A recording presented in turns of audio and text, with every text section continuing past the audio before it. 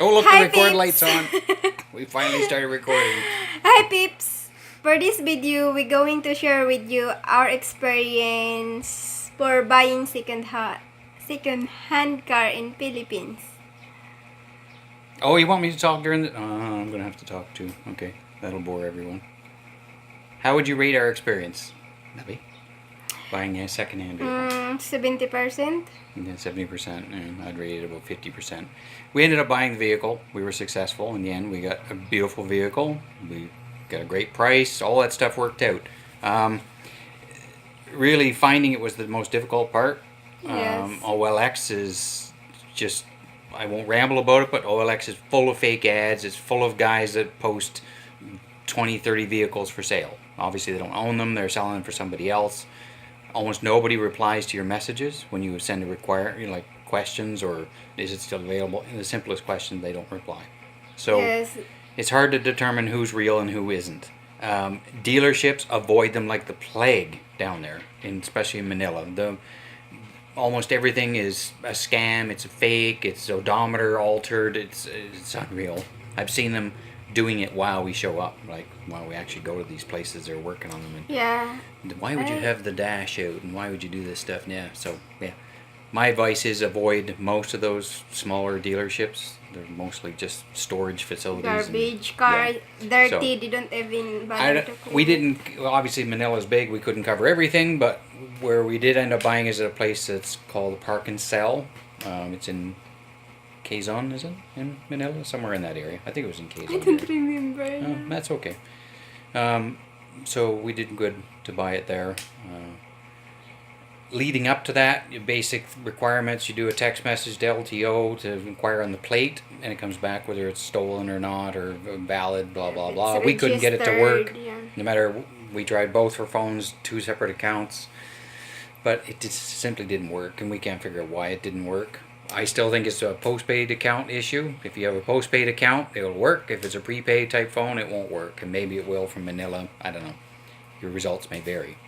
Don't count on it. Do your own research on the vehicle. Get your own checks done. So we bought it at the Park and Sell. We got a test drive done on it, and then we decided to buy it. We did the bank transfer. It was quick, no problem. The contract that we had, what's it called? The deed of sale. Okay. You don't know this unless you're actually a lawyer, but a deed of sale, if it's considered invalid, it might be because of the smallest little inconsistency about it.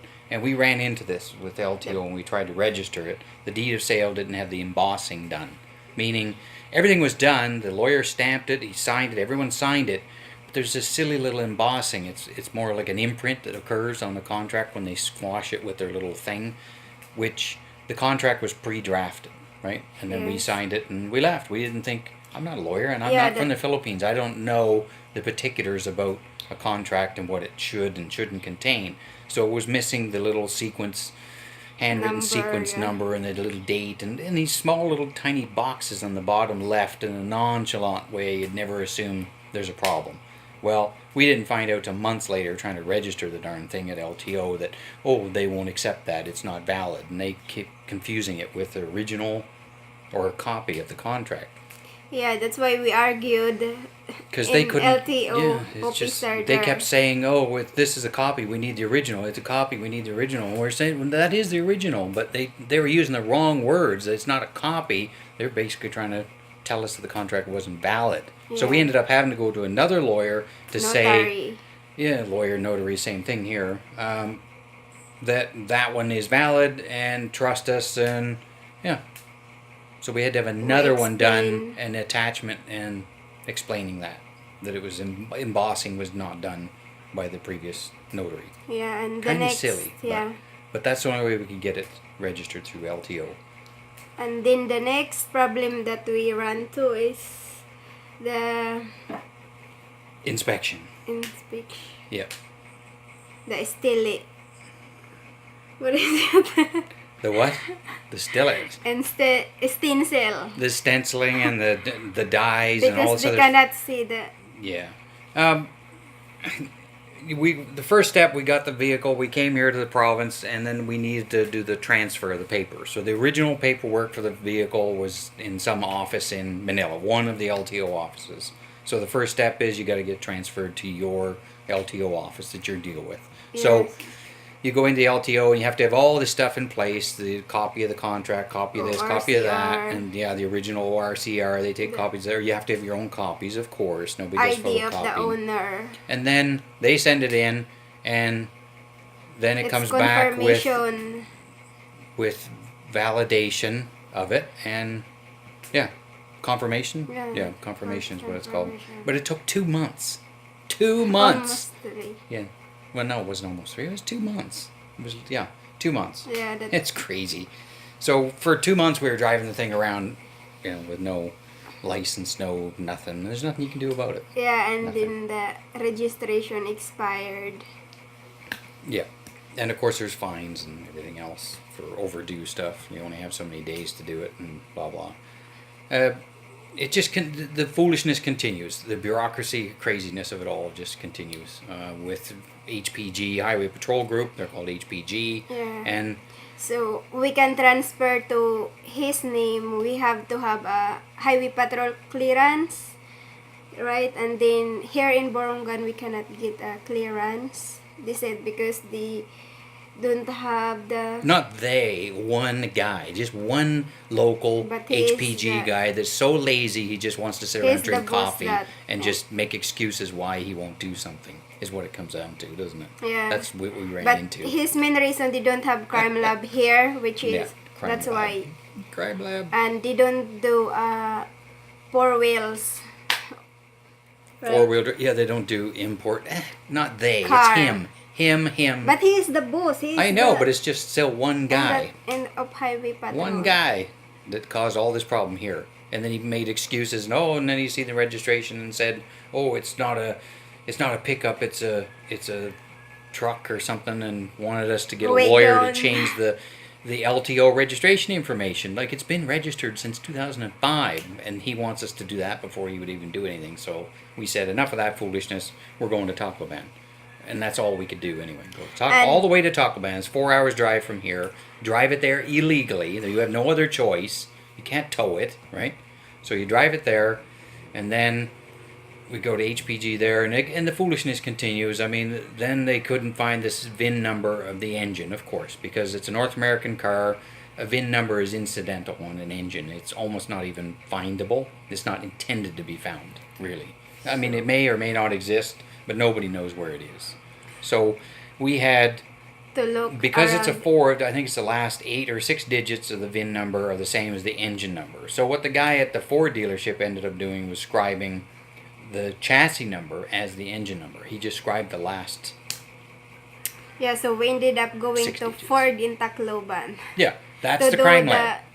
Supposed stencil. crime lab, you see, that needs special attention, ended up to be us doing the work for them. Wasn't it? We had to Yes. go and do it. There was no, we went to You just Tacloban, crime- HPG, they did the paperwork, and then they said, oh, you're going to have to go someplace to get the VIN number off the engine and give it to us. So they had these 4 sheets of little paper that they, For stencil. for stenciling, right? Yeah. And then, we took that, we went to one place they told us to go to, and they said, no, we can't do that. We don't do that. So, okay, so we'll try the Ford dealership. And we were lucky, really lucky, that they played game. Like, they went along with it and said, okay. And, And how much it costs for a stencil? Yeah, it ended up being 15, Yeah. 1,500. Yeah, maybe because we do it in Ford. And who knows? But it's crazy expensive. Yeah, it was expensive. And yeah, so we finally get that done and then go back and hand in all the paperwork and keep throwing out copies of this and copies of that and copy after copy. You might as well get 20 copies of every single document you have right off the bat. Save yourself the trouble, because everyone's going to want them. Yeah. Everyone is going to want a copy. And you just start running out of stuff. So the guy, only the crime lab they are talking is only the guy that do the paperwork. Yeah, we were the crime There's lab. no There was no acid testing. There was none of that Yeah. stuff. They just took the stuff that we brought back to them, and we gave them a receipt from the Ford dealership, that they charged us for, Yeah. and he looked at it and says, "Okay," and that was it. They No didn't visually inspection inspect or anything. It's anything. just, yeah, so it's much for only this word. detailed, investigation of a crime lab to ensure the vehicle is not, stolen or the numbers match and everything. None of that occurred. It was us that had to do all the work for them. So, but hey, at least it got done, right? Yeah, so we go after that. We had our HPG clearance. We go That's what back it's called. to the LTO here Yep. and registered it and transfer ownership also. Right? Yeah, we had to come back here, and then we had to get we got the smog test done. It cost 500 peso, right? And the We had to have the smog test insurance. done to get the transfer papers yeah. in the first place, and then the smog test is only valid for 30 days. That's it. 30 days. So keep that in mind. The timing is critical on this stuff. HPG clearance was only valid for how long? 7 days. 7 days. 7 Yeah, so days. you have to do it. We just noticed that. It was like, holy crap, we have no time here to delay. You'd go through all that, and then after 7 days, it's invalid. So all that work you did and stuff, they would be invalid. You have to do it all over again. I don't know why they only have it valid for 7 days. Who thought up that one? Yeah. Wow. I have no idea. But so anyway, I would get back here and then have to get our insurance and then do a smog test again and then go to LTO only to find out, the original contract that we had wasn't valid. They wouldn't accept it. And it was, the old woman, she was just being anal, I think. She could have just said, well, okay, everything else is What in they order. call it, dry seal? Yeah. I Whatever. do not know. Yeah, so we ended up, that's when we had to go find a lawyer to get another bill of sale verified or something, and that's what we ended up doing. They accepted it. Yeah. And that was that. So we But- finally got we got a stack of paperwork. It was like that thick. But they accept only the lawyer because we argued, right? Yeah, we had to We argue argued the that point because what we can they do. were saying we had to get a whole new bill of sale originally. Yeah. It was like, oh, this is not valid. That's all you can do. So we'd had to go back to Manila, find that dealer or the guy that we bought it from, and get a whole new bill of sale drafted. Yeah, that's why we argued. If we don't argue, we have to go back to Manila or So like that. my take on this is you can buy a secondhand vehicle, but you definitely have to do your homework, and you definitely have to, your results may vary. And if you do it all in Manila, you might have less problem. But if you're buying a North American vehicle, right off the bat, you're gonna have problems with the VIN number, like the engine Stencil, number, yeah, they cannot stenciling. see it. They can't find it. It's not there. You're gonna have to find a way to do it. We were lucky we could do it by ourselves. They sent us off to do it our own, right? So the Ford dealership would do it for us. And they did it in kind of a cheeky manner, but it passed, right? And they accepted it. But you may go to some place and they won't accept that. They have to be able to do it on site. If not, they can't do it. So, yeah, it's risky. Yeah. But anyway, yeah, that was pretty much it. Yeah, so after that, after we go back to the LTO, everything goes smoothly.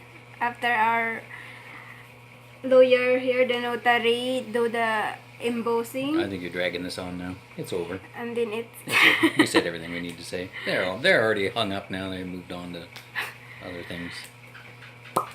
we don't say that it's done. You got it transfer. Yeah, My gosh. yeah, we got our paperwork, all this, and we end up walking out of there with two little tiny pieces, the COR and Yeah, the CR. we That's get- it.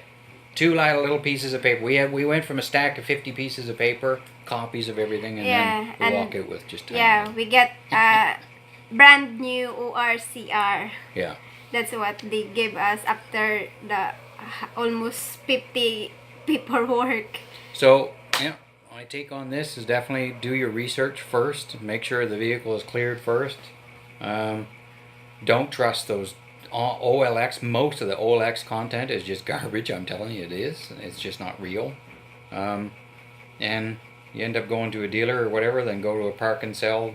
That's Yeah. where we went. We went And to all it's kinds of other the places. car there and- is better. yeah, we went to a bunch of other places and they were all fake. The vehicles weren't there. They said they were there. We called an hour before we went. And we took a cab there. Lo and behold, the vehicle wasn't there. Yeah. So I don't know what they're trying to do this bait and switch thing. I guess I don't know. And it's Have all your paperwork in order. harder for us Yep. because we are not living in Manila. Yeah, everyone seems to think the Yeah. world revolves around Manila, but anyway.